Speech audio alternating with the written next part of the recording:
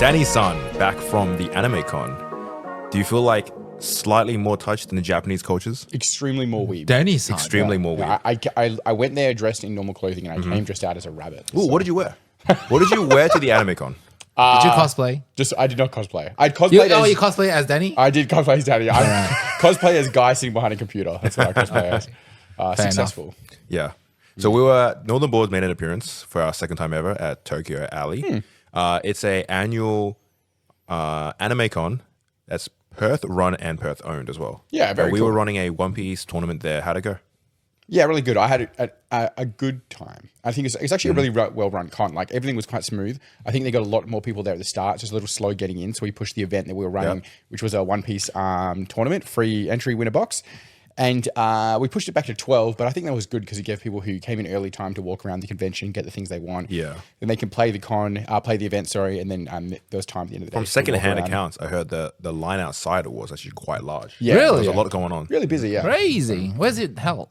And the convention center in the city. Oh, damn. Not so bad. You've been to many conventions in your time, William? Yeah. Did you used to go, not just play, but also like attend casually? What do you mean? Buy any like- cool merch for yourself? No. No. Everything is... All business. Well, not really. I mean, I went to Warhammer Fest. Yeah. Been to some like Toy Fest and stuff. Couple of Toy Fests. Tokyo Alley has a strong focus on anime culture, but specifically the cosplaying and the art side of things, I believe. Definitely cosplay and art are two main things. Like there was a cosplay event towards the end of the day where they go up and they do I think they're allowed to do like a single move or a single tagline, like a runaway walk down. Yeah, effectively, yeah. So that's quite big, and you see like the whole venue cleared out because the majority of the people were then watching this kind of thing. Nice. But it was really good. Like it's really cool to see a focus on the art specifically. Like so many like local artists, whether it's like anime stuff or just any kind of cartoon stuff, or it's all physical art. So it's like it is very cool to see that. It's not something you get to see a lot of focus on in many other places or highlight. And I think as the internet's got, has taken over a lot of that stuff, and we have the threat of AI art coming on the way. Did anyone did an AI booth? Look, it's not. I think they probably wouldn't be allowed to. Nah, I think they closed down a couple. Yeah, of the them. art really? the art Yeah. culture is very anti-AI, and it makes sense. 'cause you have so Someone many- actually sold some AI art, and then the organizers told them to leave. Really? Yeah. There's been a bad Makes trend sense. of people making a quick Yeah. buck on the internet where they'll just push AI art. They'll get screenshots or photos, and they get like ChatGPT to do an oil painting filter, and they'll try and sell it off as, "Oh, I painted this, and you can buy my print." Because the crazy. internet now is, if anyone can make money out of it, someone's going to try to. Yeah, that makes sense. So Sorry? It's mine or yours? It's mine. No, it's not yours. the mystery water. Yeah, I did notice there was like a run through theme of people who had like their sketchbooks and like read it like first designs of the art pieces they were selling and stuff. I like well. that, yeah. Oh, so that's as you can nice. see like Oh, almost yes. like the build up towards it. Yeah. Which is cool, and it also shows the authenticity. If they can show like, it's kind of like when you do your math homework where they're like, you got to show your workings. You know what I mean? love OAs. OAs are original art. Original art means the one that drew on before they get it reprinted. Yeah. So those are the things that I really like. We all play card games, Magic the Gathering. And in Magic the Gathering, there's a strong focus on the art and the artists. One of the big reasons why Magic has done so well over time and has attracted so many artists is that the artists themselves retain licensing to their own art so they can sell their art. I'm in several Facebook groups where artists, after getting their art published in Magic the Gathering, all, though. not all of them, but they will auction their art off. And it's Yeah. really cool that gives people the opportunity to also own a piece of Magic art. I think most of the cards, like famous ones, yes, but like I'm not sure if you remember Streets of Capenna. Yeah. They had a series of tokens given to the Asian market. Yeah. The So- shard I glass remember. ones. Yeah, The my shiny friend ones. did 2 of the tokens. So I asked like if he has like the original art. It's like, no, we did this digitally, and they can't sell it, You're right. and they can't sign it, but they can't sell the artist proof. That is true. Yeah. A lot So of who art ke- is made digitally. But they're allowed to. They keep the artist proof, or it goes to Wizards. No, they can't even don't even have artist proof. Like some of these artists, like the big ones, like let's say John Avon or something, right? They have they can sell the proof. It's the back of the Magic card is just white. Yeah. And then they can just sign it and draw like art on it. So I they can guess sell when it. I'm on those groups for the art auctions, it is artists that are still doing it in a physical medium. They're painting it on a piece of canvas and then Yeah, they sell off yeah. the canvas. But you make a great point, William. I forget that a lot of artists make digitally now. Correct.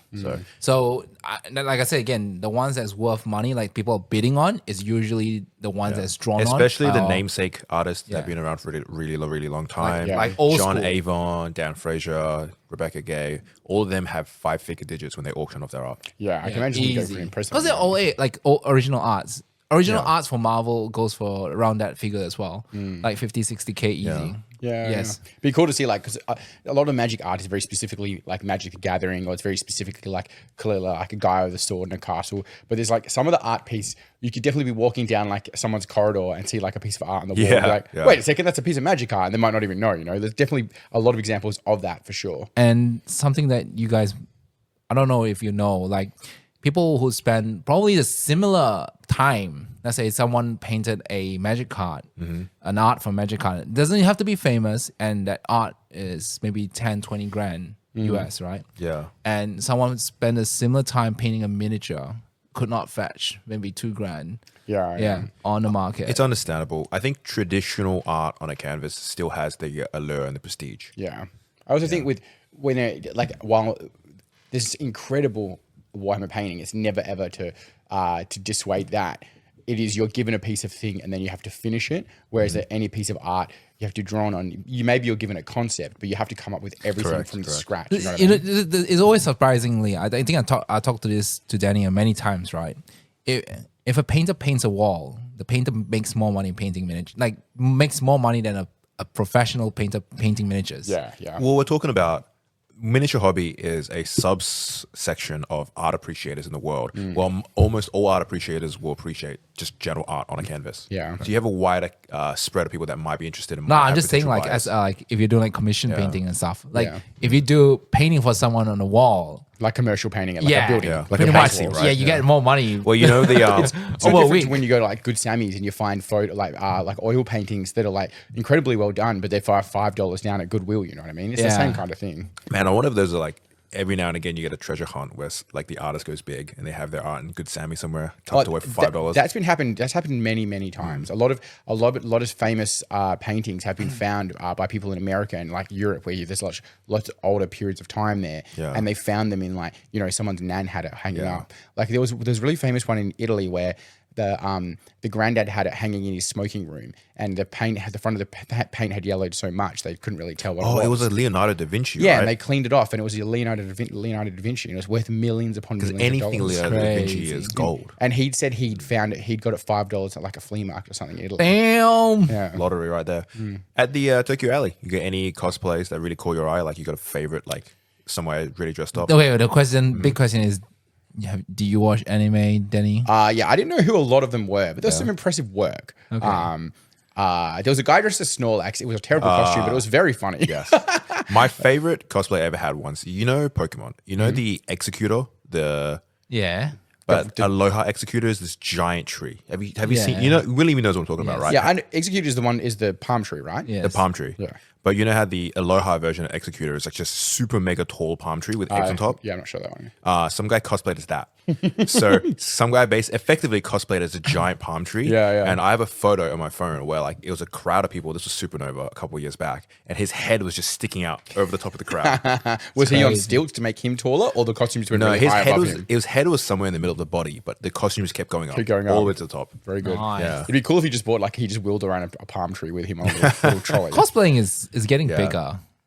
Yeah. Cosplay's bigger, different. Cosplaying is effectively, there's two subcategories. There's two main categories of cosplaying.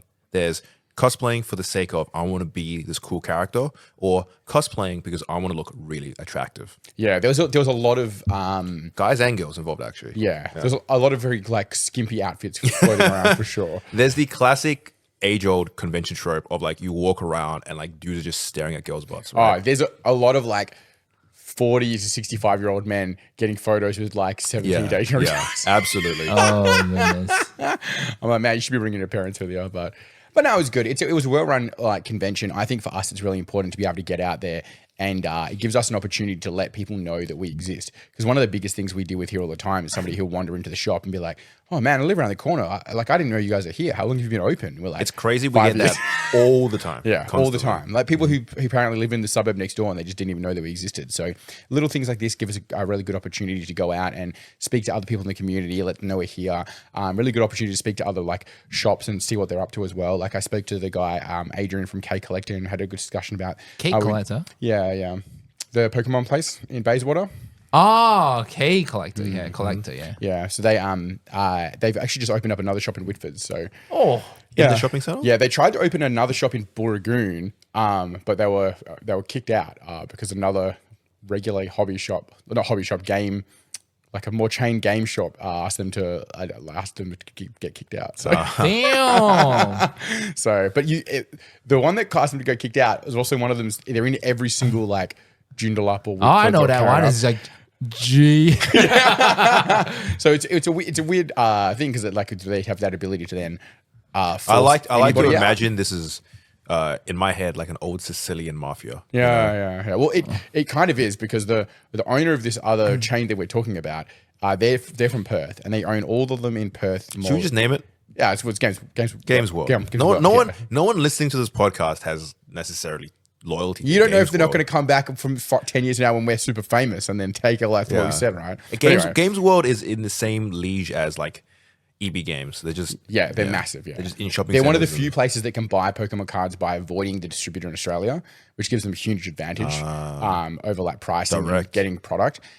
They also, so the father owns, or I can't remember which order it is, but the father owns all of the shops in Perth.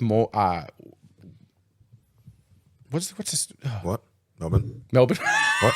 In Perth, Melbourne, and South Australia, or Victoria. I guess Well, it he is. owns the shops. He owns all of them. He doesn't There's lease them at all. no more franchises. So Damn. Oh, I and see what you mean. they also own one of the That's some biggest. serious dollars. Yeah, they also own one of the biggest distributors of board games, and it's ones that you and I can't go to. It's like even as a shop, it's the ones that like Woolworths and Big W and Kmart and Zing, they go directly to them and they import them via the sea container to here. So it's assumably who LPG would buy them from.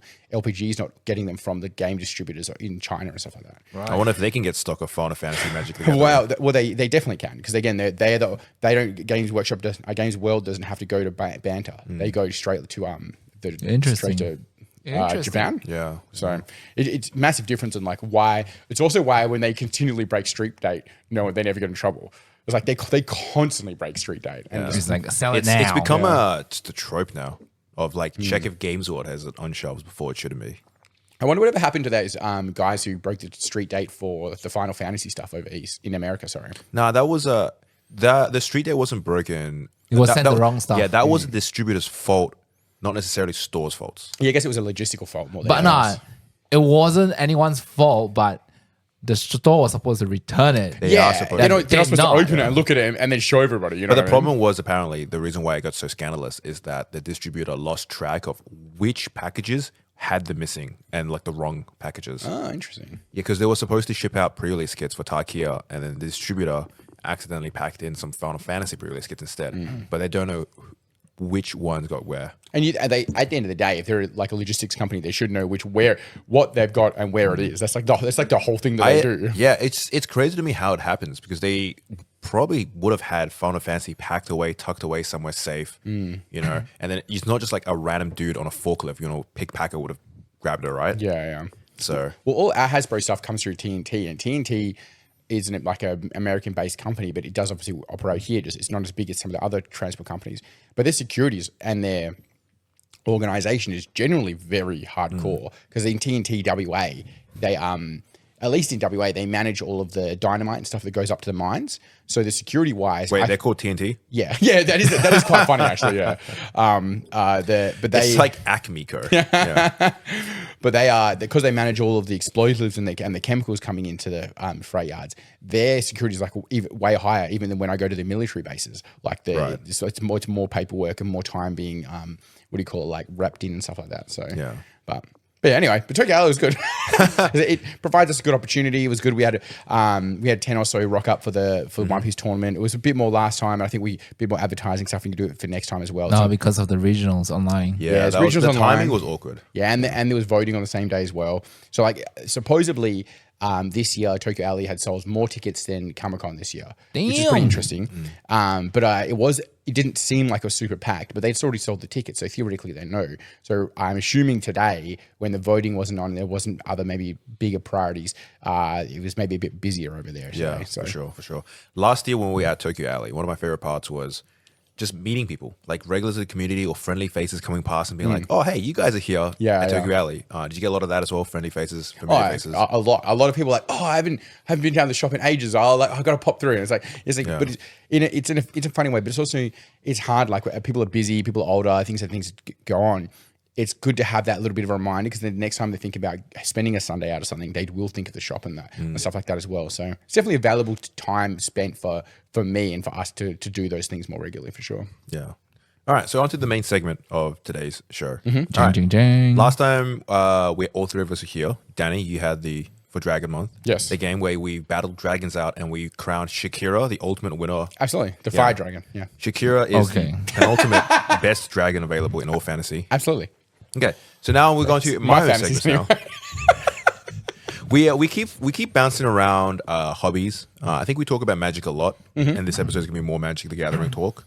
Maybe we'll try and shake it up next time for a bit of Warhammer talk. We'll see We how are go. slowly beating our listeners down, though, because the amount of listeners who didn't play Magic but are now playing Magic because they've been listening. Yeah. Like they've like, well, if you talk about it so much, I may as well give it a crack. So Perfect. Not bad. Yeah. Not bad. So we talk a lot about Commander, and we talk a lot about our favorite decks, cool commanders or cool deck projects and all what we play and what we enjoy. But we've never sat down, and now we're going to make friends and we're going to make enemies. We're going to talk about the color combinations in Magic and which ones we think are the coolest, and potentially what commanders we think are cool of them as well. So naturally, there is a lot of color combinations in Magic. There are the 4-color, 5-color, even the single color out there as well. We're not going to talk about some of these. So we're going to skip all the single colors. Sure. There's nothing really to talk about. It's like, oh, do you like green? Do you like red? Do you Yeah. like black?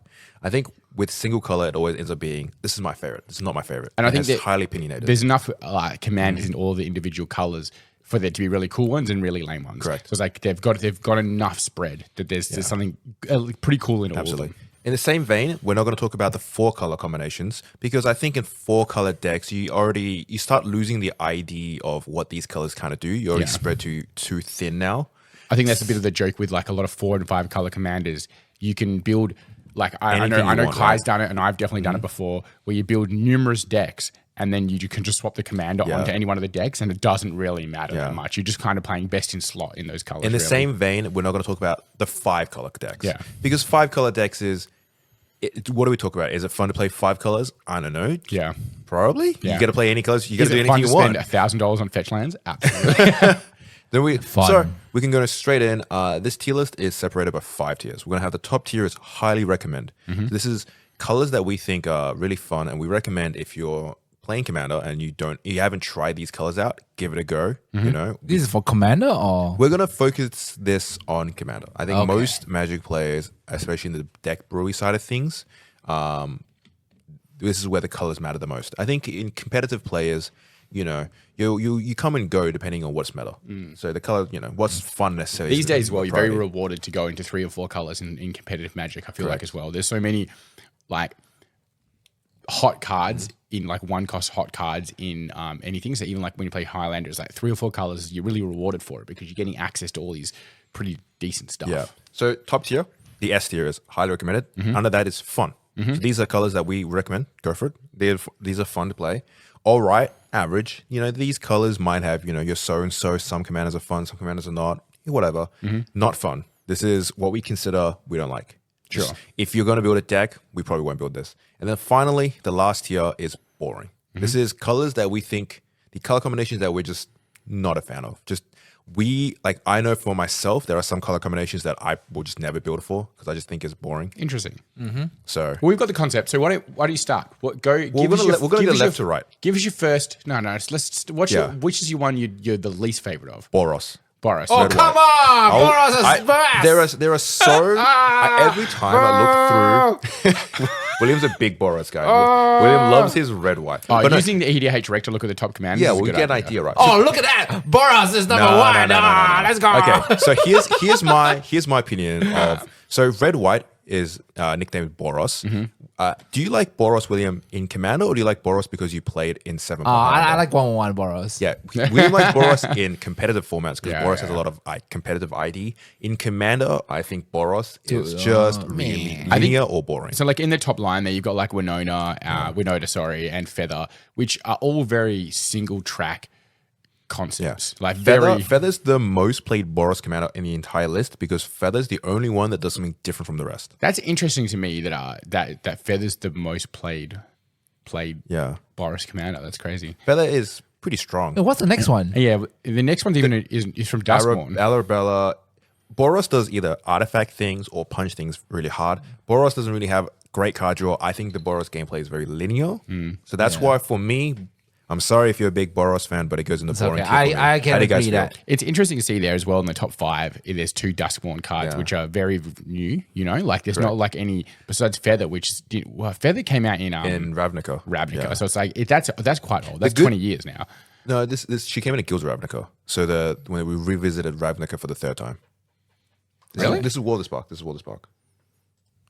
No, never mind. She came out I believe she came out like War of the Spark-ish. Yeah, War. Oh, okay. There you go. The main thing is nowadays Boros has a lot more interesting commanders because Wizards of the Coast are aware that Boros commanders are pretty linear, so they're trying to design newer concepts. If you scroll down, back in the day, your Boros commander was like a Riot God of Victory. Yeah, You I know did- what I mean? I Like, did it was just a punch guy the deck. My commanders for I think were like Tajik, who is like a Blade of the Legion, which is what like you can imagine 1 white 1/1 soldiers. You know what I mean? That's exactly what it was. So verdict, gentlemen, because okay, so Agreed. there are if we're just doing the 2 color and the 3 color combinations, there is 20 colors to go through. So we gotta use this tier list as maximum. So what do you think, Boros? Okay, Is gonna be boring. not fun or boring. Yeah, it's gonna go boring. Yeah. Yeah, I'm sorry guys. Boring. All right, now we go left to right. Azorius, blue white. How do you guys feel about blue white? It's all right for me. I also have pretty strong opinions on Azorius Against. against Azorius. Interesting. Azorius is another color combination I don't see myself building any So time. slow. I feel like it's got the habit or the mystique of being the unfun one because you've got It's so the many control, control bro. like I play Brago and I play Brago in a fun way. It's just something interesting. I'll put it as not fun. I'm okay with it putting in the not fun tier, not boring tier, so not the lowest. Not fun. So Yeah, I think a lot of people play the one who makes your spells cost more. The commander where your guys cost 1 more to cast. or Oh, something. I know that. That's the the arbiter. No, Arbiter of the Grand Council. Arbiter. Yeah. So Arbiter gives the entire thing a bad name, right? I think so. Yeah. Yeah. So I'm just gonna quickly what I'll do. No, it's not working. All right. So remember, highly recommend is S tier, fun is A, B, C, and D. Follow down. So right, we're sure. putting D. Azorius in D tier. D tier, which is Not fun. not fun. All right. Agree. This is pretty cool how you did this. Well, all I did was use exactly the same program that everyone does. So All right, next one. I guess it's E or F tier. Odemir. All right. So next up is Demir. All right. Demir is. Did you know that Demir? I remember reading a stats a while back. The most played 2 color combination in Magic the Gathering is Demir. Really? Yeah. Because you got control, you got a lot of like. It's very strong. Go to EDH Rec Yep. for Demir when you go there. Because have you guys played any Demir commanders?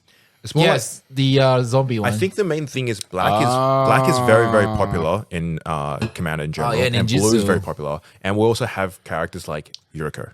Yeah. Yuriko in general is a very popular commander. I think Yuriko actually fetches in the top 10 most played commanders of all time. Interesting. Give us a little scroll down there, see what other Yeah. cool. So if you got like a Scarab God, he's pretty cool.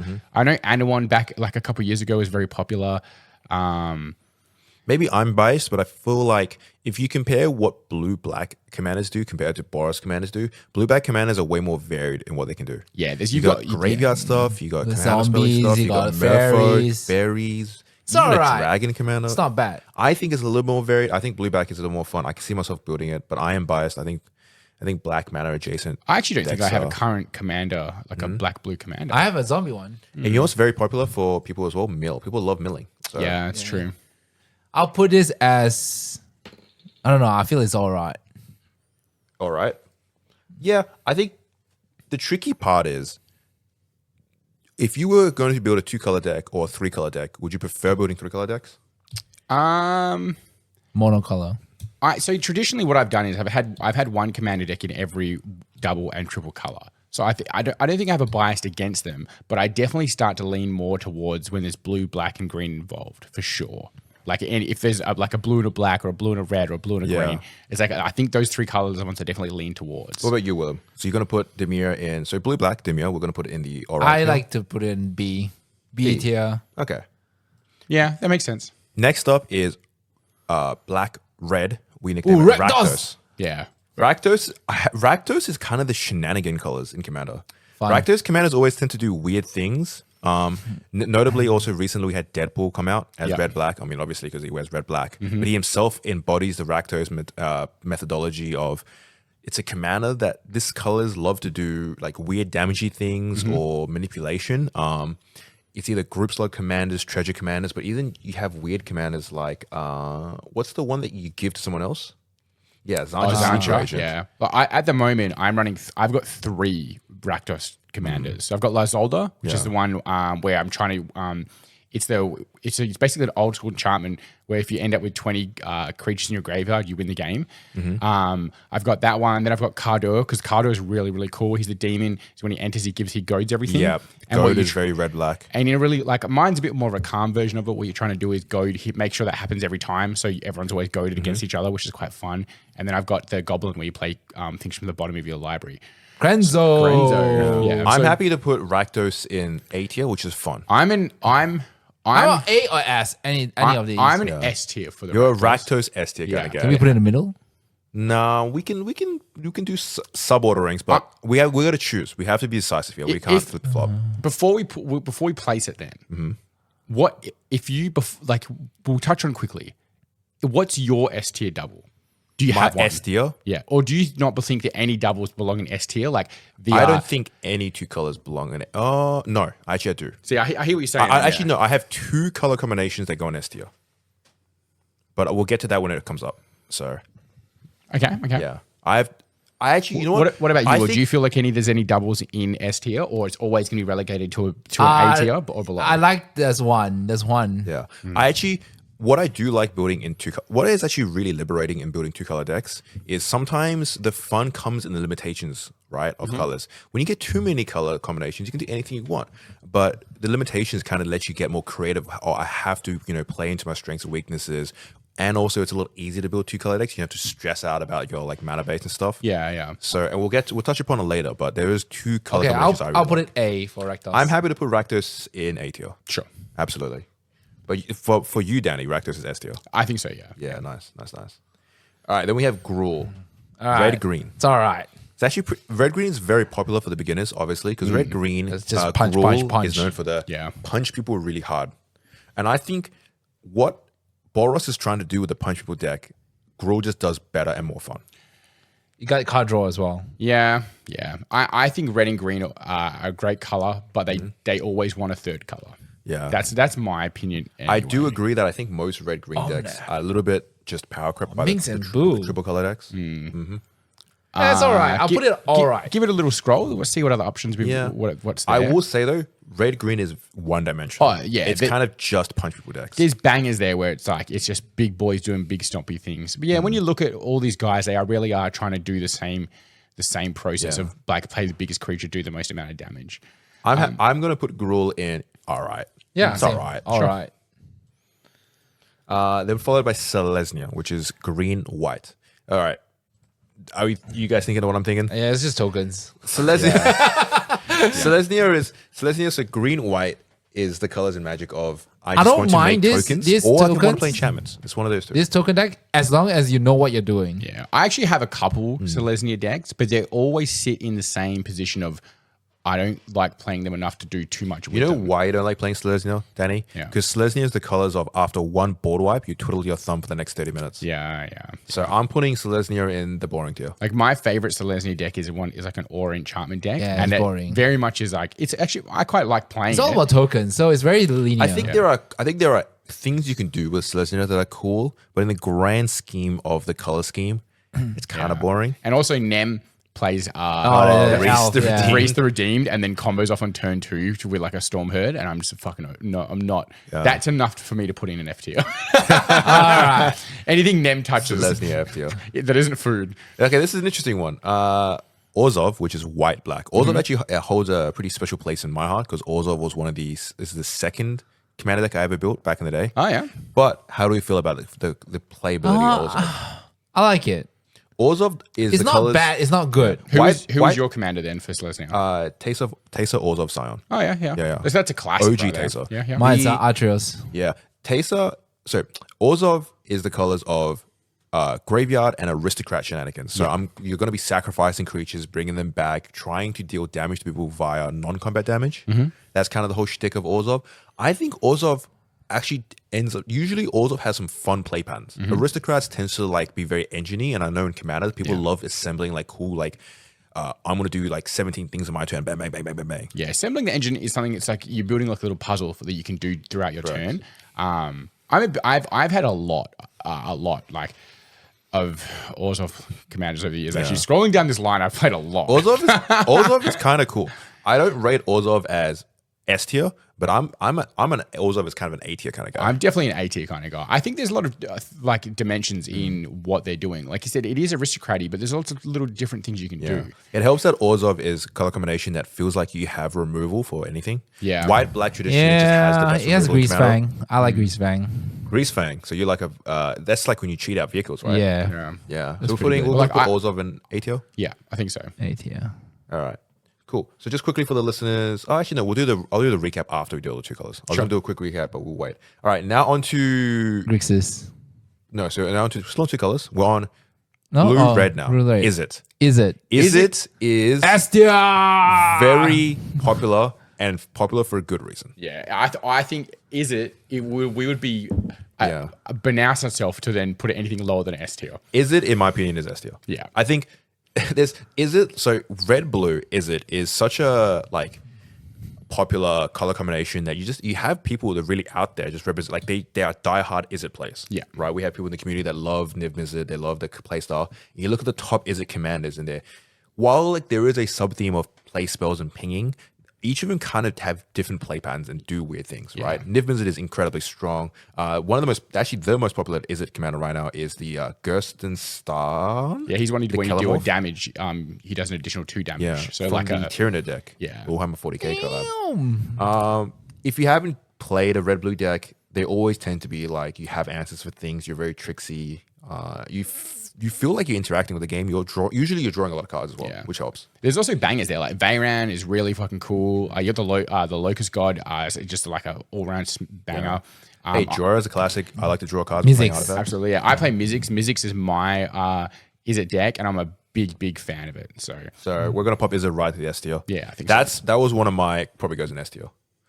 Now on to my second probably goes in S tier is I love green black. yeah, my favorite commander of all time is Glisser, the trader, and Glisser is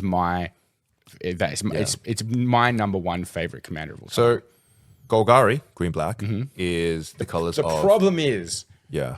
according to this list, the highest played deck in this colors Elves. is Lathril. Makes sense. And that's boring as fuck. Well, Shadowfang is not bad. I think it's more like when people want to build tribal decks, Lathril is the best elf tribal deck. Yeah, it is. So- It's funny as well because elves were such a traditionally mono green creature for their best commander to be a black green creature. Hey, adding the second color changed everything. Yeah. So my first commander of all time is Skullbriar, which is you don't see. It's actually if you go up a little bit, it's right there above where the adder is. Oh, yeah. next to Golem. it's interesting me to see that high up the list. I like that Smeagol is right there next to he's right Skullgirl. there. But I'm surprised to see him above like the Gitrog Monster and stuff like that, because I don't see him played anymore or anybody really talking about it. I think the Gitrog Monster is a legacy popular commander. I think nowadays Gitrog's Monster's play pattern is CDH. It is very much designed Maybe for not as competitive. commander friendly, yeah. Not as casual play, I think, in my opinion. Golgari is just another color combination where you feel like you have removal for all your answers. You're always kind of interacting with the game. You're heavily graveyard focused. I think Golgari is a lot of fun to play with. A lot of these commanders end up having pretty fun play patterns. Yeah. Classic Marin. I like that. What I like it really is like what you kind of touched on a little bit before, where when a board wipe happens, it can be a real slow slug to bring it back. But I feel like in black and green, you've got so many cool options to be able to bounce back from it. Correct. And it always feels like you have things to do. If your graveyard doesn't get exiled, if a Golgari player gets board wiped, they yes. kind of just shrug and keep playing the game. Like, not a big deal, right? We just Need bring stuff to back out of the exile graveyard. always. Hayden, one of our very beautiful, amazing, long-time listeners, also mentioned last week when we were talking that he couldn't believe that I didn't bring up tiny leaders when we were talking about. Yes. What were we talking about last week? I forgot. Well, last week was the Tarkia episode. The Tarkia, yeah, sorry. So because Tarkia, fucking brain's melting here. Tarkia was when was like how Tiny Leaders began, because so many cool like 1 and 2 and 3 cost commanders. I did not know that. Yeah, it came out. Interesting. That's where Tiny Leaders came from. So all the original ones was like Zergo Bellringer, which is 1 red. You had like Anafenza, which was there was a black, blue, green, a black, white, green, sorry. And like you have all these really cool versions. And then now when you stack them up with previous ones, you could be like, all right, there's enough here that we can build out of. And and it was like, and Skullbriar was both my first commander and my first Tiny Leader. So it's like has this very special place in my heart. Yeah. Interesting. I think the important thing is no matter what in this tier list, our own personal experiences are going to greatly shift how we feel about color combinations. And there's nothing wrong with it because it's our list. If you don't agree with it, make your own list. You can see like there are on some of the other things in the top of this list, there's Chatterfang, you've got Shelob, you've got Marin of Clan. It's classic. It's a classic absolute salt steel banger. And I built Dina Soul Steeper, which was an aristocrat deck by playing lands. And interestingly, uncommon, not even a rare, which is like you don't see that as often, right? It's interesting to see that new Tiger card up there as well, which turns everything into artifact foods. It's such a cool concept. I saw Graham was playing one here. Play against. Yeah, it's so strong. I love the idea. You know, there's that classic magic combo where you like liquid metal torque something and then you like hit it within a braid. Oh, yeah, and it's like the cat just does the whole lot, bro. Like you just turn everything and then you do shatter whatever it is, shatter of whatever it is, and you just hit every artifact at the same time. Wait. Boom, gone. Ego Eater of All and What if you Bloodborne. just play Khan as well? You can do a lot. You can do a lot with this It commander. can be get real gross. Golgari artifacts can get pretty nutty. So yeah, we're gonna put green, black, and S tier, I reckon. Yeah. S tier. Yeah. All right, now for the final 2 color combination pairing, we have Simic, which is green, blue. Yeah. Simic. Please put it at F tier, please. So Simic has Only do lands, draw, lands. Here's the thing: if you're new to Commander and you're looking for a solid, reliable 2-color deck to build, nothing wrong with Simic. Simic has really strong fundamentals. Duplication. we don't want to yuck anyone's lands. yum, but it definitely has the joke meme about it of being Every Simic Commander kind of Goobar does play. the same thing. The problem is that same thing is really good because Simic, in Commander, you want to be drawing cards and you want to be ramping. And Simic, green, blue is the color of everything. I want to draw cards and I want to ramp. It does solid foundational concepts of Commander. So we're And using these cards are EDH Rec good. to show us like the examples, and they rank the cards by the most played. Kinnan. So it is interesting to see a couple cards before AC, because I feel like AC is the penultimate. Yeah. It is the Simic Commander. is the Simic Commander, and before that it was Tatyova, who was the one below, because AC same just thing. does exactly what Tatyova does but better. But there's a few that on there, and the first one is a Merfolk Tribal, I believe. Is what Oh, that look guy at that does. bottom. That's a band card right it's there. Hackball, the Surging Soul, 4 mana for a 3/3. At the beginning of combat on your turn, each Merfolk creature you control explores. It's a Merfolk. Yeah, it's Merfolk Tribal, yeah. So it's the most popular Simic commander because it's To a me, Merfolk that's actually Tribal. pretty cool to see. I always wait. like to see tribals at the head I'm of not stuff. sure if you guys see the card below that's got banned. I mean, look at this. This is the same Simic thing of whenever it attacks, you put a land from your hand onto play, you ramp, and if you don't, you draw a card. So either ramp or you draw a card. Yeah. Look at the bottom one. Look at the bottom one. What do you mean by Look at that. Look at that. Oh, Nadu's on the list. Nadu's banned Bean in Commander for chicken. good Yeah. reason. And it's interesting. Is it banning commander? It's banning commander. Oh, really? It's because it's boring. It's just it not because it's boring, but specifically it takes too long to do things. Give it a little stroll further down a list. Is Yes, there Koma. anything interesting that's there? Merfolks, ramp, card draw, Merfolks, Duplication. ramp, card draw, Duplication. ramp, card draw, ramp, card draw. All right, cool, Duplication. yeah. I guess there's a single shot mind going on there, which is fine. Boring. Civic. The one on the far right, he's the one who makes the collects all Volo? the different types, right? Yeah, Volo is actually kind of interesting. Volo is just when you play creatures and then you draw cards effectively. No, you copy the spells. Yeah. Yeah, so I think his play pattern is pretty interesting. So it's cool to see him further up there as well. But yeah, definitely a bit of a meme color. Overall, I'm happy to put Simic in boring tier. Yeah, I think so. Yeah. Yeah, Yeah. You're not breaking any wheels when you come up with that.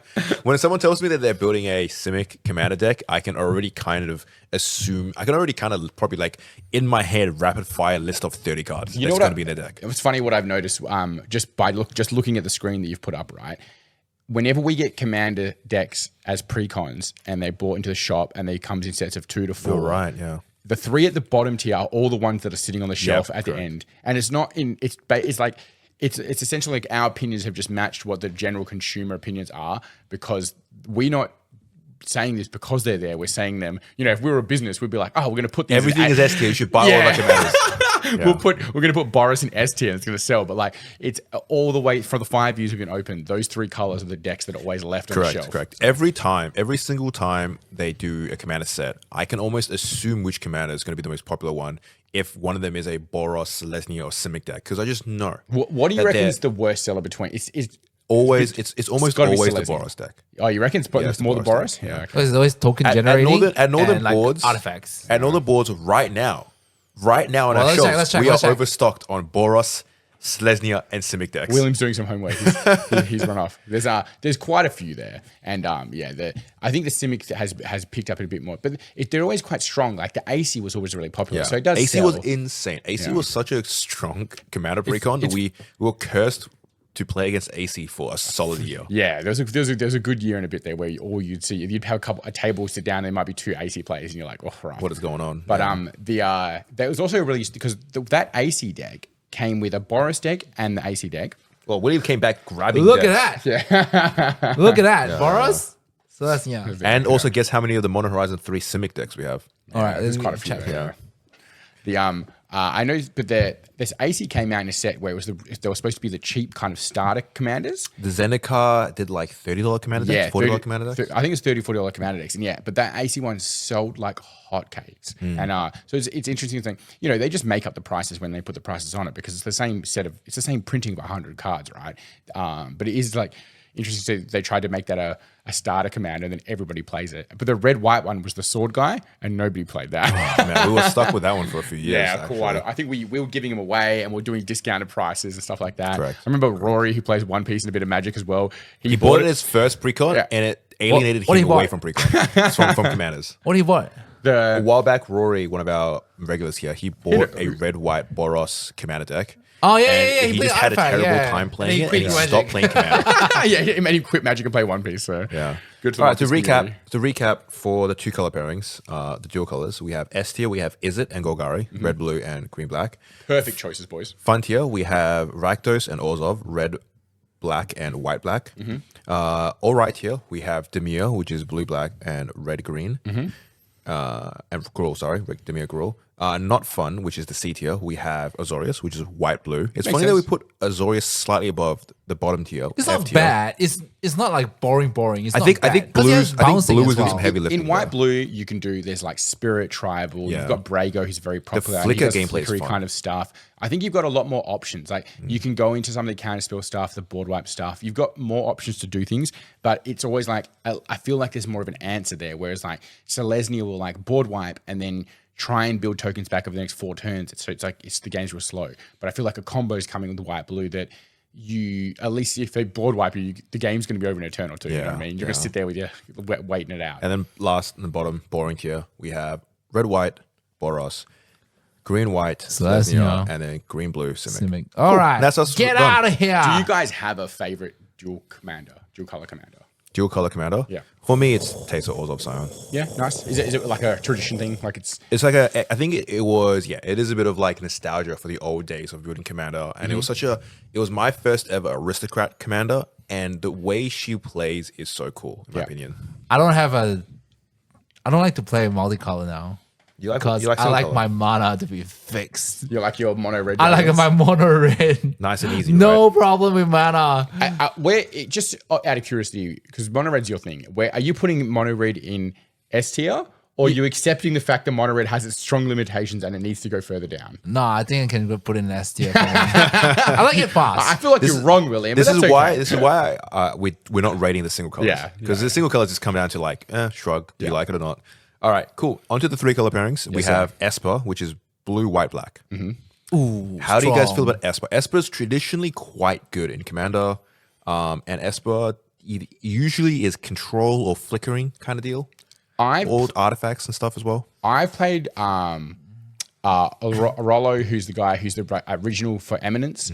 I've played him, and I've played Alayla. Interesting to see they're both in the top there. Yeah, both very strong commanders. I played the D&D one as well. What you'll notice from this entire list of the top Esper commanders is that they're all really strong. Yeah, quite strong. Yeah, the Strong colors. Very strong colors. The most popular... Zur the Enchanter's there as well, which is a fucking nightmare to play against. Oh my god, yeah. What's the first guy? I don't even know First who one that is. he's an Eminence commander, and he's Night Tribal. So it's okay. Cedar Jabri, Cedar look at him flying his Jabari big of giant eagle. Zalfir. This was the first time they ever did a new Eminence commander, and it was part of the March of the Machine set. Oh, okay. It's the 5th ever Eminence commander, and because of that, it's the most popular Esper commander. Interesting. Is it tiered down, or is it still just overly like way over strong? It's not crazy strong because knights themselves have limitations, unlike dragons and vampires. Yeah, true. Yeah. True. But it's still very good. So, for me, my favorite commander of all time was an Esper, Amanatu, the Fate Shifter. Oh yeah, that's disgusting of you, but I hear. She's my favorite commander of all time, and she was also my first commander I ever played. It was actually back in the day. It was the commander precon I bought. Amanatu has a very strong salt factor to it, and I think if you like, so salty. there's the twins as well. That they've got a real bad rep. Centripolis is the salt commander. Right? You gotta. I don't know. I want to put this as not the bottom one, the second one. For me, Esper is fun, but not S tier. It's like A tier, but not S tier. I'll put it at B. It's all right. If you play Esper in Commander, you're always gonna feel like you have answers. I'm gonna say because of how salty it is, I reckon it gets no higher than a B tier. You reckon B tier than Esper? I get it. It's strong, but I think if you sit down with most of these things, you're like, oh, fuck. Esper is kind of the meme of the nerdy, like, push my glasses up. Oh my god, I want to counterspell your stuff now. Yeah, you've what you've got is like red and black, red and green do all the damage. Blue, black, and white are all of the control. Yeah. It's just all you've cornered off the control, and you're like, I'm not going to do anything, but you're also not going to do anything. Border wipes, counterspells, border wipe, counterspells. Yeah, 100%. It is the Swiss Army knife of I have answers to what you're going to give me, and the immediate moment I run out of answers, I die. Yeah, and I think as well, if you're an experienced player, like playing against yourself, Kang, I think you figured it out. I think you understand what your goal is trying to do, or you play someone who's John, who's doing Sphinx Tribal with it. I get that, but I think a new player will go in and they've got all these shiny things that they have to try and say no to. So like all the board wipes, all the counter spells, all the Swords of Plowshares, and you end up with a deck with maybe like 60 cards of those and not much theme or anything left over after that. It's hard to know when enough is enough. Correct. If you're a newer player, I actually wouldn't recommend Esper because in Esper, you don't have access to accessible ramp. Yeah. And you're relying heavily on artifact ramp, which gets very expensive. For most new players, you want to be sticking to green adjacent colors. Yeah. So you can play your cultivates, your explosive vegetations, your fast seeks and such. It helps smooth out the curve a lot. 100%. In a 3 or 4 commander color deck, I played green. I had a green guy just to have cultivates. You know what I mean? Like it does a lot of work and saves a lot of dollars. Correct. All right. I'm happy with Esper in all right, B tier. Followed up, now we have Grixis. Which is fucking S tier, baby. Absolutely S tier, baby. Fuck yeah. Too strong. Grixis is blue, black, red. I reckon I have 5 Grixis commanders. Too strong. Grixis, blue, black, red Yeah. is If we're talking about Esper's really strong in Commander, Grixis is very strong in Commander. But it's also there's a flare of danger there where it's like you're going to be taking your own life. You're going to be doing all this stuff. Yeah, like a glass cannon. Something about those colors also just have cool commanders as well. Like you have Sauron. Of these top commanders, so Sauron's the number one commander. I have two Sauron decks. You have a Nekasar deck as well. I have a Nekasar, but I actually took my Nekasar apart because Nekasar, the way that I used to play it and the way that it's played now is a very different story. And nobody liked playing it so much, even though that mine isn't the wheel deck. I was just like, all right, that's fine. They ruined it for you, dude. Yeah, I've got a Bellacore deck that I'm under construction. Marchesa was my first 3-color deck of all time, like 15 years ago. Amazing. Like when Conspiracy also came noticed out, that every single one of these commanders does something completely different. Yeah. I've played a Becker. I had a Becker one until I realized I was using it completely wrong. Because with a Becker, what I was doing was I was using take control of your creature spells. And then ending the turn before you give it back. Yeah, but what it says is they get the creature back at the end of the turn. So if the end of the turn is brought forward, they just get it back at that time. There's just bangers there. Like the Pyro one is really cool. Yeah, Edward Kenway. I've got the D&D guy further down. Saruman is also in this as well. Yeah, Saruman's in there. Bellacore if you want to do Demon Tribal. It's such a cool color with such cool color like dual or 3-color cards that go into it. Yeah. And also a lot of fun to be really strong color combination. You always feel like you have answers for things. You have a Swiss Army knife of playing ability. Yeah. What makes Grixis, in my opinion, is because we already rated Izzet, right? Blue-red in S tier. Yeah, it's true. just Izzet with black mana. Black, yeah. More powerful now. It's just juiced up Izzet, right? Hand attack. You have all the answers. You have all the cool fun things.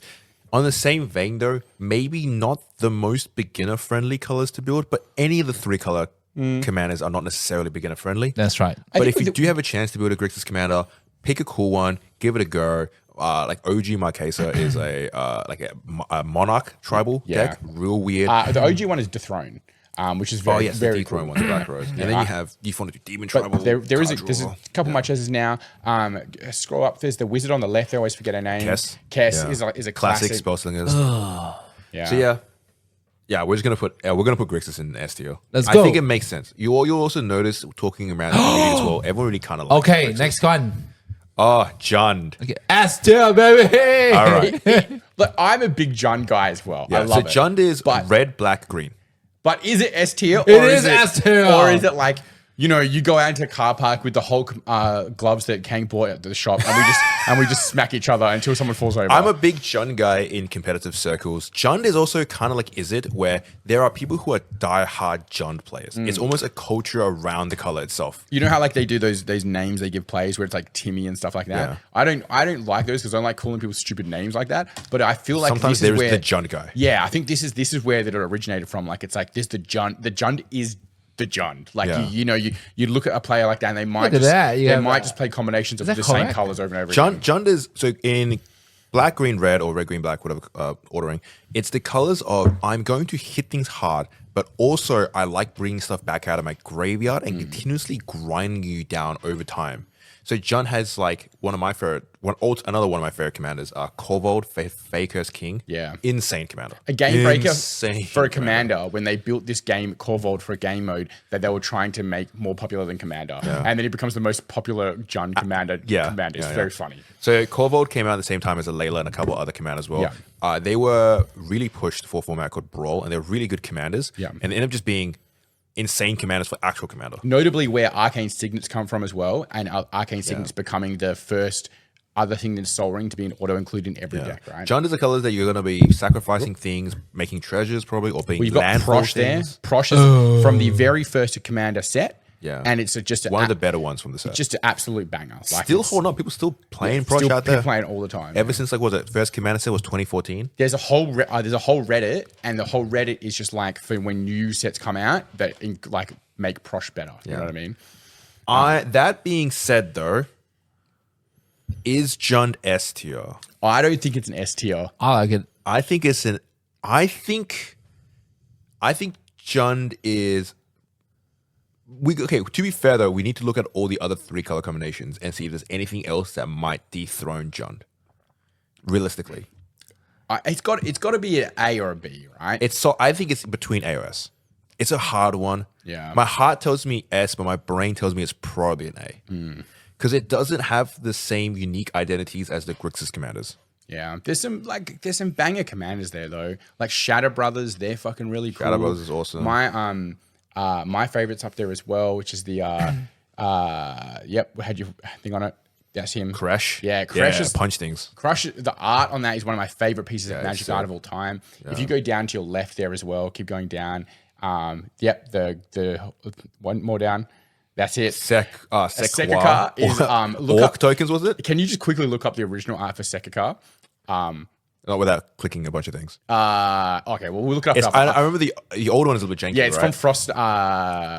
Cold Snap. Cold Snap, and the art is incredibly funny. Yeah. His whole thing is that he got like stuck on another plane, and he just hid in the mountain holes, like hidden away, and like luring in goblins, and then sending the goblins out like mind slave to go do like nefarious things. Okay. But all the nefarious things were ignored by other tier. people. I'm actually going to join you, William, and I'm actually going to put John. I'm going to say John is S tier because I'm looking forward into the remainder of the 3 color combinations. There is no other necessarily one that comes close to like what Jun kind of does. Are we like Jun feels so resilient in Commander. are we saying the only 3 color combo that will all resoundingly Love is Grixis. is Grixis? Yeah. This is a bit about Grixis us. is unanimous. Too strong. I think long-term Magic players all come around to Grixis one day. One day. We all get tempted by Sauron's One Ring. Well, You know what I mean? before we place it then, because we can come back, I think the other S tier 3 color combo is green, black, blue. Okay. So that- to should me- should we? Okay, let's Just not, leave it let's there not rate first. John yet, and let's just go ahead. Right. So you said green, black, blue. Yeah. Where is it? Yeah. There. You skip past it. No, you skip past it. To your right. Next. Yep. Oh yeah. So you guys got to tell me. Yes, you got to tell me. Okay, Sultai. So Sultai is green, black, blue.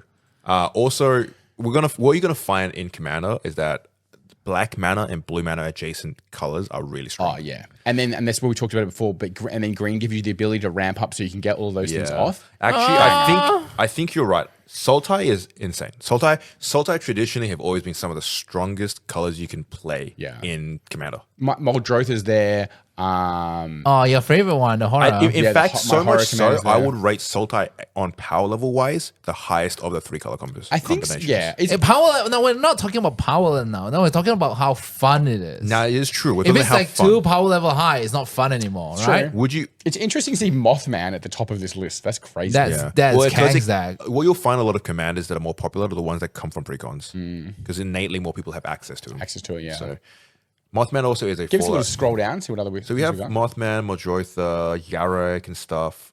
Is it really fun though? Is Indominus it? Rex Tactica.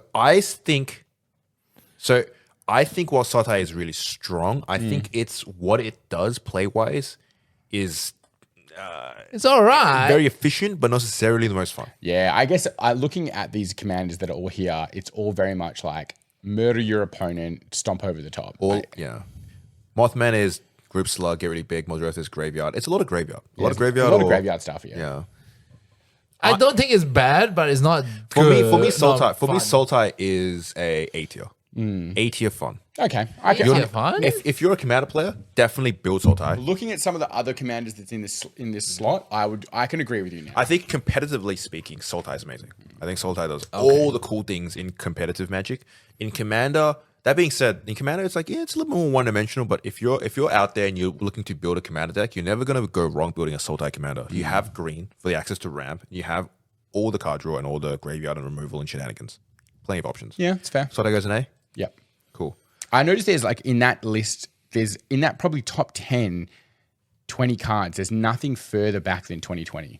It's all very new in those colors. Well, nowadays, I think new commanders are like so good nowadays. You still got, the other colors been looking at, you've got a good smattering of like other stuff, but everything's 2020 onwards there. Yeah, and not all colors combos are made the same. A lot of them are just padded out by the partner commanders, which, Yeah. I mean, partner commanders you can just kind of ignore. Yeah, I Yeah. think so, yeah. Yeah, you want to see like single commanders. What you see a lot of in like... I know Partners we're is like you're getting like single. I think partner commanders is a little bit too generic, homogenized deck Yeah. building sometimes. well, you see a lot of guys build a deck with a partner commander, but the second part, the partner is just there to give the colors, not really do anything Correct, for correct. the set. So All right, Now we have Naya. Naya is red, Boring. green, white. Naya is red, green, white. Is traditionally the colors of I'm going to make tokens and make a lot of lands. Yeah.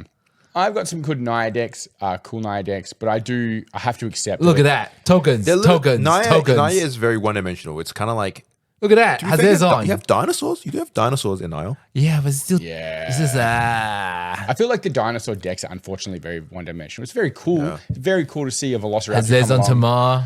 Tamar? I will say the problem with Naya is that you're kind of all the decks are putting the same cards in. Yeah. Right? Tokens. It's going to be an anointed possession there somewhere. Tokens. You know what I mean? Doubling season. Yes and yeah. In that regards, yeah. You're anointed possession. It's the same shit. Yeah. I hear that. You got like Street Chef. He's very, very strong. Bottom two, bro. Bottom two. Jetme is also in there. Ren and Seri's in there. You've got like, these are classic commanders, but none of them are doing anything Another terribly interesting. color combo that I look can at that. highly recommend for Look at build that. out and build. The But dinosaur, in the my big opinion, big not- dinosaur. Yeah. Zakama. Oh man, I used to play Zakama. Yeah, Zakama's so fun. Zakama's a nightmare. When you What a see it night. hit the deck and it can just for 3 mana just stop your whole deck, you're like, no. Zakama comes in and immediately becomes the biggest threat on the table. For no fun. It's boring. I think Zakama came out as Do you well. think it's? Do you really Is that think a Naya C? is no fun? I think it's Or a C. D? I think it's a C. I think C. I think Naya is a solid C. It has People are some going to be redeeming mad. qualities. There's some regulars who I know listening to this podcast who are going to be mad. Like, Yeah, but if you play Naya, you have to admit you're playing the Timmy colors. yeah, you're playing the I'm gonna play dinosaurs and stomp. I played them. Zakama before. Connor plays played Ren and Zakama. Siri, and like Graham plays. Don't get me wrong. I've one played starting with Naya. M. I've actually built 2 Naya decks in my time, so I've played. I know what I've it played does. Yeah, I've done my time with Naya. I know what it does. So, It's all right. as always, these aren't paramount, right? Anything that we suggest here doesn't necessarily mean it is the go-to. There, in every not color Bible. combo ever, there are outliers in commanders. There are commanders that don't do necessarily what their colors want the to next do one? or do weird things. Go for it. You know what I Yeah. mean? The next one is I can't remember the name. Doesn't matter. It's white, green, blue. This which has to be the is least played commander. That's the set of three. EDH rack. wait, I know I should know the 3 color combo. I can't remember all of a sudden. Madu? No. Bunt? Bant. Yes, Bant. Okay. Yeah. Bant.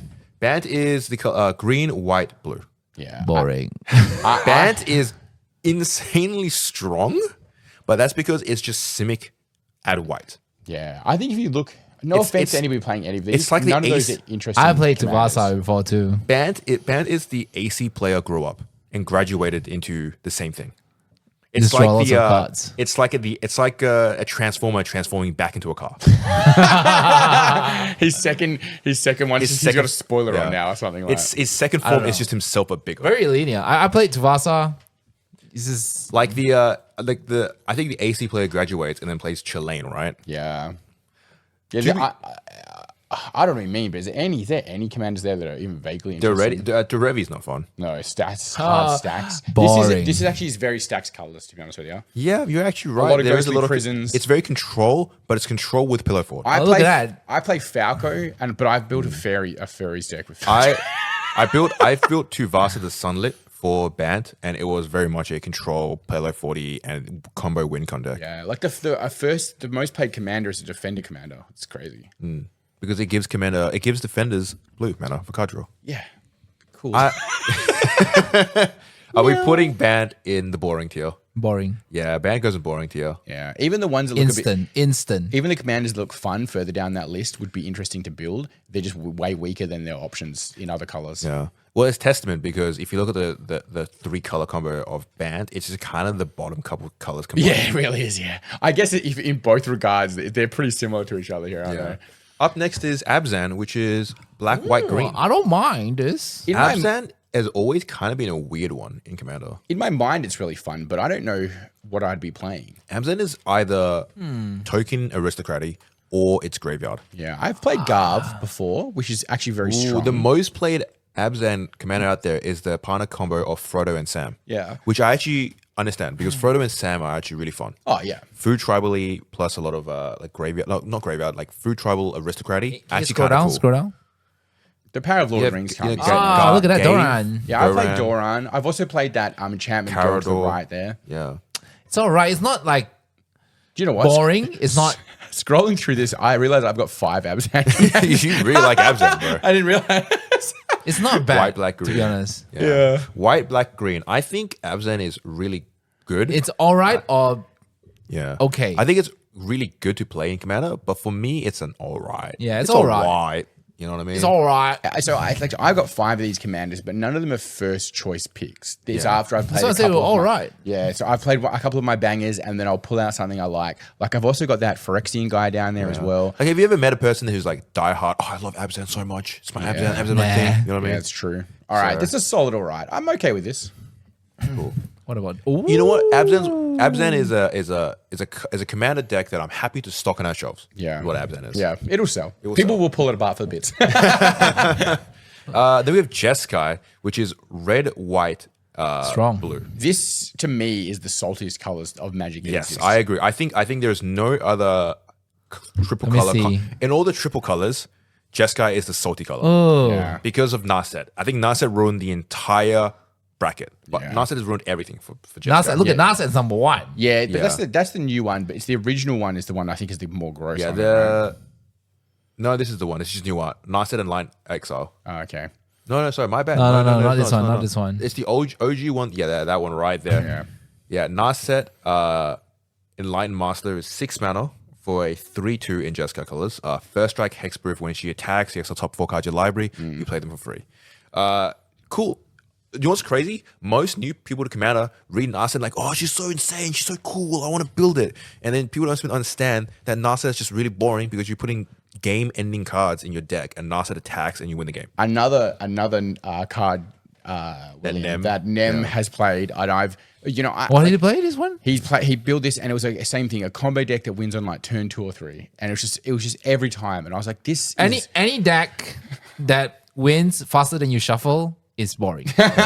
for me, the boring commanders are commanders that say, I play my commander, and then I probably win off my commander. Yeah. No, we're playing a format with 99 cards in our deck. I want to play all the cool cards in my deck. I don't want you just playing your commander and your commander says I win the game. Yeah, and I think she came out at a time where Commander was still very much a burgeoning right, thing, see and the it wasn't. tier. Like, Let me wasn't see the something I was tier. Thinking of, But there are cool things. There are some redeeming features in Jeskai.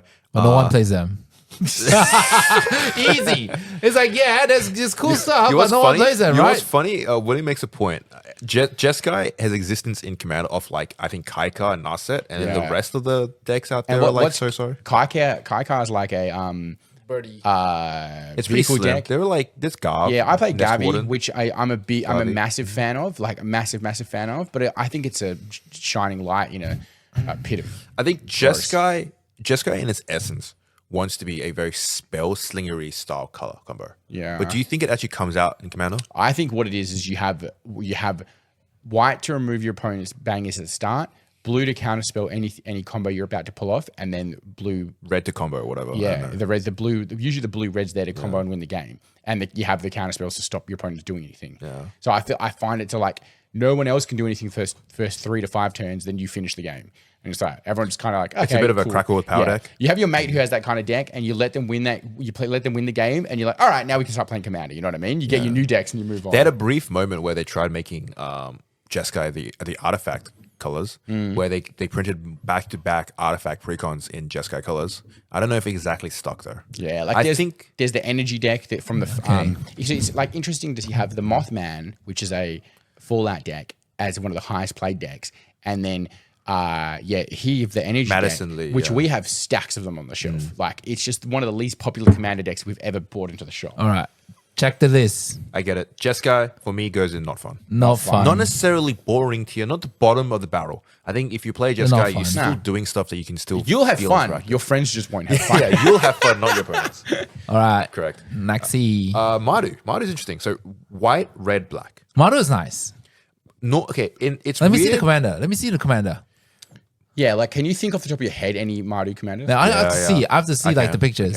I can. I'm actually fairly fond of okay. Maru. This goes to boring. I see the number one. It's bullshit. Okay. All right. This If guy we- goes down. I don't want this to There talk is no there more. is one specific Hell no. There's one specific elephant in the room we have to address immediately about Maru, which is red, white, black. The immediate thing we Edgar have to, Markov. Edgar Markov is the elephant in the room. Yeah, gross. Edgar Markov is maximum Belongs to salt hell. tier.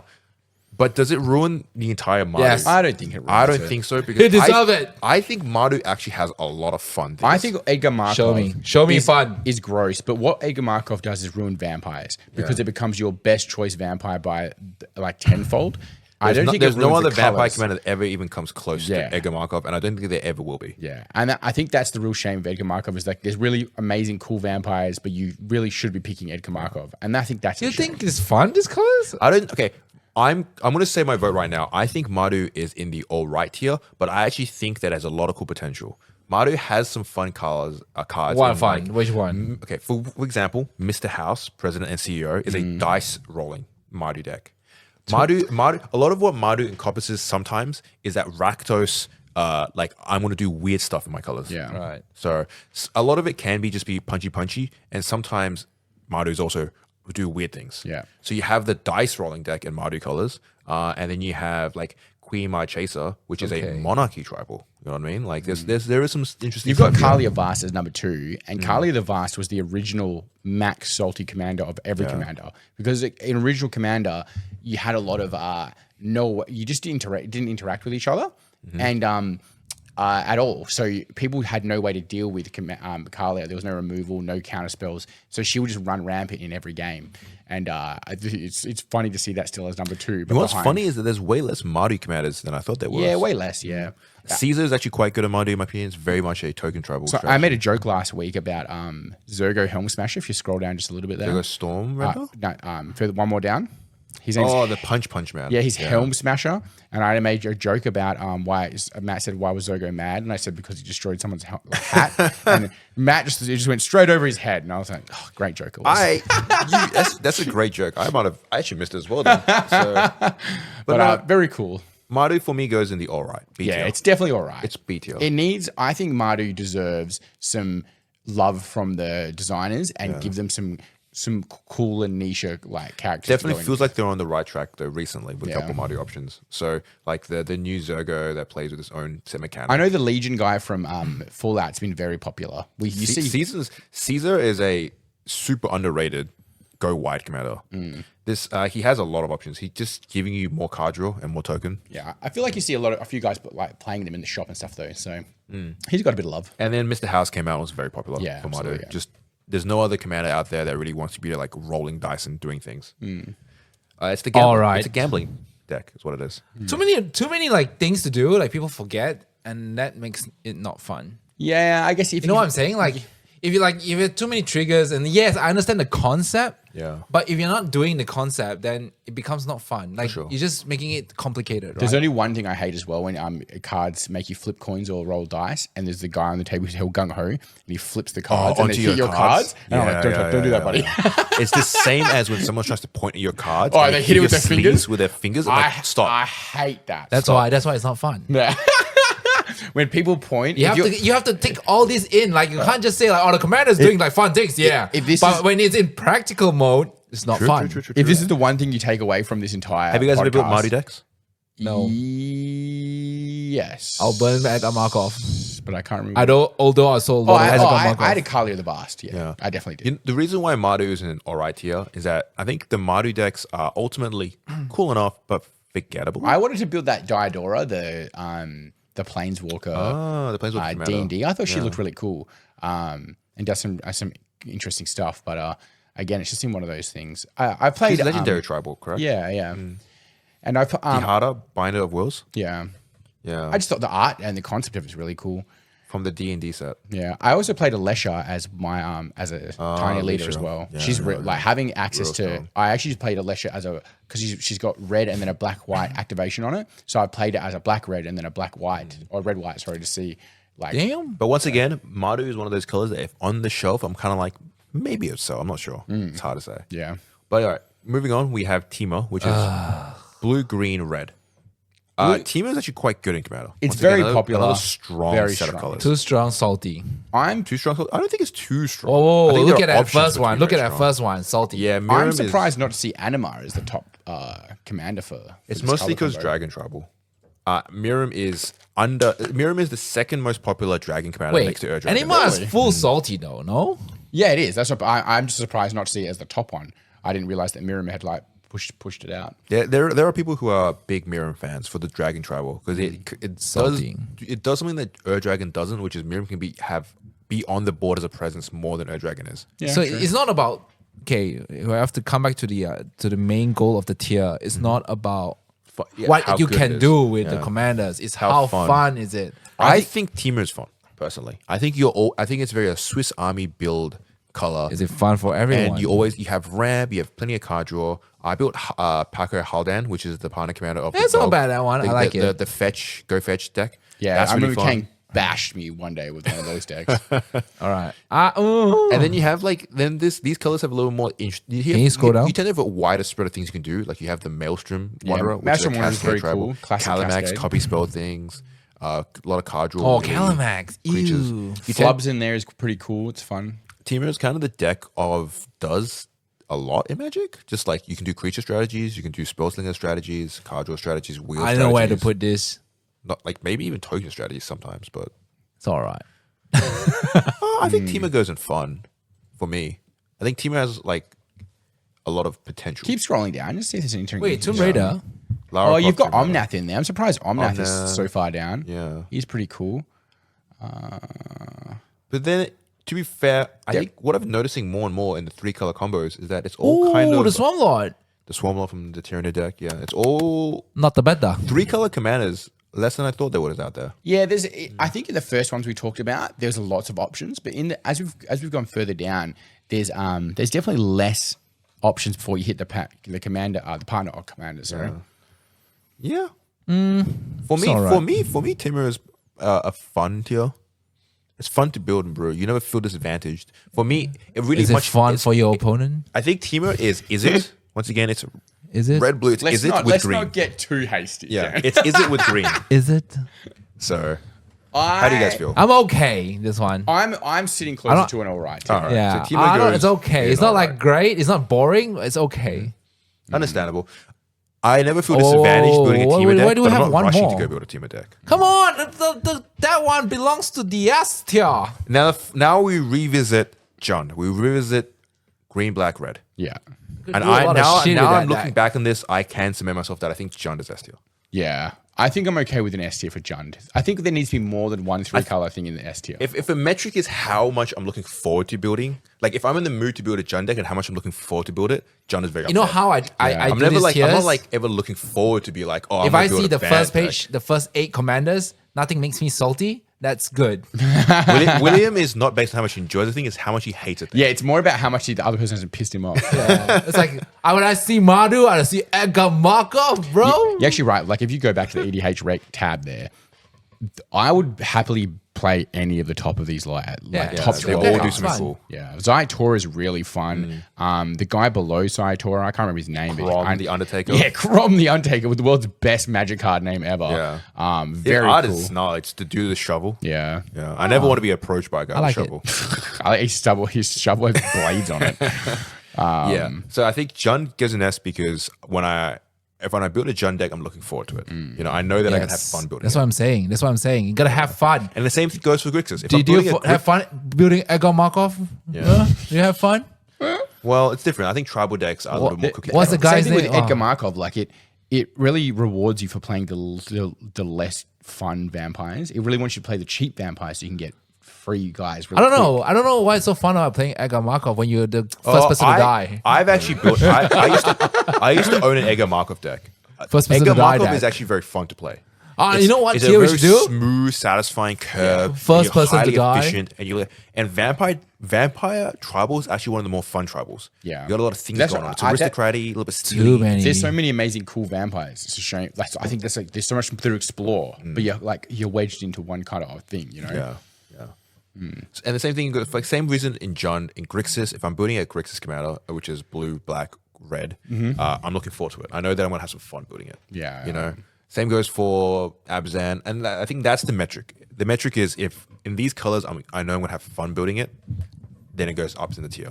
right, But I'm never having fun building a band deck because I know exactly the Yeah. colors. I know exactly the cards that are going to go into a band deck, and it's kind of the same time every time. I built Falco for Ban, and I really, really like the card. It's a fun card. It's a cool eagle guy. He reminds me of like a cartoon that I used to watch,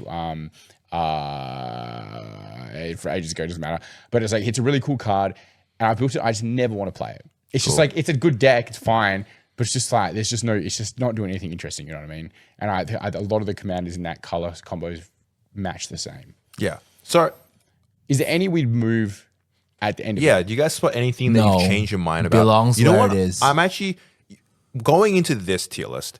I was expecting us to have very conflicting opinions and have a bit of like back and forth discourse over the color combos. And we actually all ended up coming very similar minded. Yeah. And we all kind of feel the same way, have the same deck building. And all three of us have very different deck building tenets and different things we expect out of Commander. So to have, for us to still feel the same way, maybe is more of a, this is the reflection of the general I think we have Commander different populace. building strategies, but the same play style. Of we all three of us like, I want to have a laugh and not take it too seriously, but I'd rather win. You know what I mean? Like I would rather win over you guys. You know what I mean? The number one tippy top of the very top of the pyramid, the one thing that I want to be doing in Commander is I just always want to feel like I'm still doing something. Doing something, yes. Yes. Yeah, and I think that's where you see those top three colors. They're all engine building something happening. With some it doesn't resilience feel like as you're well. blown out of the water. Yeah. So, and finally, our S tier. I'm just going to go through the S tier. We have blue, red, is it? We have black, green, Golgari. We have Grixis, blue, black, red. And we have Jund, black, red, green. The only color missing in S tier is white. Mana. True. Yeah. My favorite commander of all time is mono white. That's fair. That balances it out. My favorite is mono red. Let's fight. And my favorite is mono black. Look at us go. Is it really? Yeah. S We should tier play. singles. You should be a With mono our black powers deck. combined, we are Madu. So that means with our powers combined, we're all We're right. becoming We're all Marco. right. We're okay. Something the therapists have been trying to achieve for years. All right, I did it with cards. we'll post a screenshot of the final tier list and all of our socials. We'll post it in the Discord as well, as Yeah. well as the Patreon chat. If you guys want to talk to us and discuss and We argue can make with us. this tier list for the next. If you don't agree with us, Bug let us Event. know in the comments. And if you agree with us, let us know in the comments as well. If we made you mad, let us know how mad. Yeah, you are. absolutely. Let us know if you're like, no, you guys are stupid. Fuck you guys. I Bug love Event. Selesnya. Selesnya is amazing. Because Kang found my booster packs, we can do now another Bug Event. Very nice. Very nice. So we can. Yeah. Did you lose some, did he? No, he misplaced the whole like 6 boxes. I of, found like, it. Don't worry about it. Yeah. I lost was one like- of William's packages. Don't worry I about was it. like, how on earth we lose like 6, like a whole case of booster packs? I found it. It's fine. Kang just built a bed out of Karlov mana booster packs. I don't know. All right. Thank you very much for listening, guys. Thanks, man. Take care. See you. Ciao.